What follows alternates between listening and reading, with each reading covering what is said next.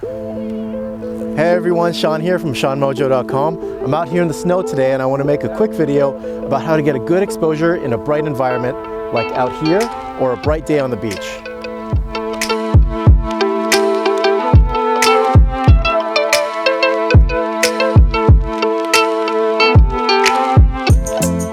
I often find myself doing everything I can in bright environments to let less light into my camera.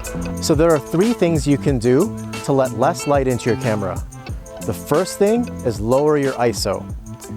How you do that is first you turn off your auto ISO and then lower your ISO as low as you can. Most cameras it's 100, some cameras it's 200, some cameras can do ISO 70. What that does, it makes your camera sensor less sensitive to light. The second thing you can do is increase your shutter speed.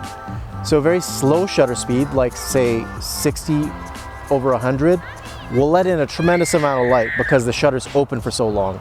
So increase that to 4,000 or 8,000 or whatever you see fit. All right, hold on. Now this is a teaching and learning moment. When I began recording this video, I was in direct sunlight, and now you're gonna see the clouds rolling above me and the subject, which is me, becoming in shade.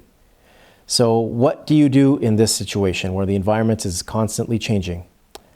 Next time, I would probably record under a tree or under a consistent light, but I'll make a video on that next time. The third thing you can do is to stop down on your f-stop that you're shooting at. So that means if you're shooting at f2.8, that means your aperture is open wide and it's letting so much light in.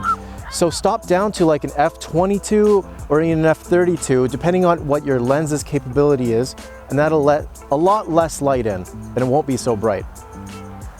So if you've done these 3 things, you're probably getting a very good exposure, but you're still most likely missing that background blur that you want when you're shooting portraits.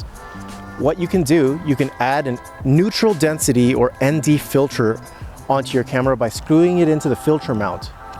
So this is a 2-stop ND filter. You can also do a 4, 6, or 8, and it gets darker as you go up. So what this is like sunglasses for your camera. So instead of shooting at f11, I can take it down a couple stops. So in theory, I can shoot at a 2.8 wide open in direct sunlight. All right guys, don't forget to like and subscribe. Send me pictures of you using your ND filters. I'd love to see what you guys are doing, and see you next time.